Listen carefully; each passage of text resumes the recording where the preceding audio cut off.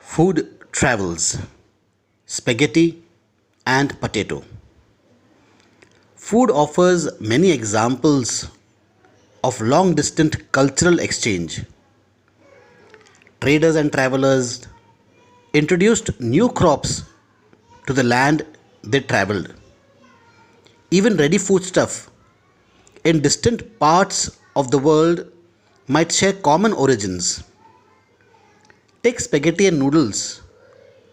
It is believed that noodles traveled west from China to become spaghetti. Or perhaps Arab traders took pasta to 5th century Sicily, an island now in Italy. Similarly, similar foods were also known in India and Japan. So, the truth about this origin may never be known. Yet, such guesswork suggests the possibilities of long distance cultural contact even in the pre modern world.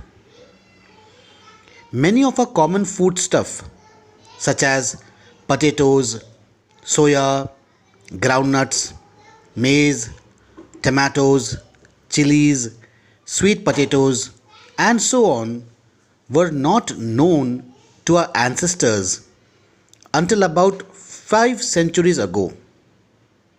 These foods were only introduced in Europe and Asia after Christopher Columbus accidentally discovered the vast continent that would later be known as the Americas. Here, we will use America to describe North America, South America, and the Caribbean. In fact, many of our common foods came from America's original inhabitants, the American Indians. Sometimes the new crops could make the difference between life and death. Europe's poor began to eat better and live longer with the introduction of the humble potato.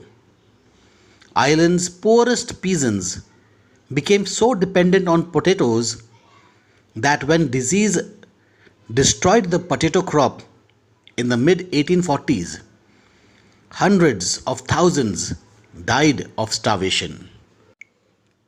Conquest, disease, and trade. The pre-modern world shrank greatly in the 6th century after European sailors found a sea route to Asia and also successfully crossed the Western Ocean to America. For centuries before, the Indian Ocean had known a bustling trade with goods, people, knowledge, customs, etc., crisscrossing its waters. The Indian subcontinent was central to these flows and a crucial point in their network. The entry of Europeans helped expand or redirect some of these flows towards Europe. Before its discovery, America had been cut off from regular contact with the rest of the world for millions of years. But from the 16th century, its vast lands and abundant crops and minerals began to transform trade and lives everywhere. Precious metals, particularly silver, from mines located in present day Peru and Mexico, also enhanced Europe's wealth and financed its trade with Asia. Legends spread in the 17th century Europe about South America's fabled wealth. Many expeditions set off in search of El Dorado, the fabled city of gold. The Portuguese and Spanish conquest and the colonization of America was decisively underway by the mid 16th century. European conquest was not just a result of superior firepower. In fact, the most powerful weapon of the Spanish conquerors was not a conventional military weapon at all. It was the germs, such as those of smallpox, that they carried on their person.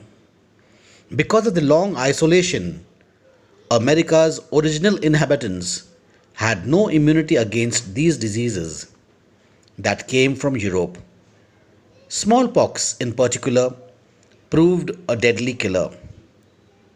Once introduced, it spread deep into the continent, ahead even of any Europeans reaching there. It killed and decimated whole community, paving the way for conquest. Guns could be bought or captured and turned against the invaders, but not diseases such as smallpox, to which the conquerors were mostly immune. Until the 19th century, poverty and hunger were common in Europe. Cities were crowded and deadly diseases were widespread. Religious conflicts were common and religious dissenters were persecuted. Thousands, therefore, fled Europe for America. Here, by the 18th century, plantations worked by slaves captured in Africa were growing cotton and sugar for European markets. Until well into the 18th century, China and India were among the world's richest countries. They were also preeminent in Asian trade. However, from the 15th century, China is said to have restricted overseas contact and retreated into isolation. China's reduced role and the rising importance of the Americans gradually moved the center of world trade westwards. Europe now emerged as the center of world trade.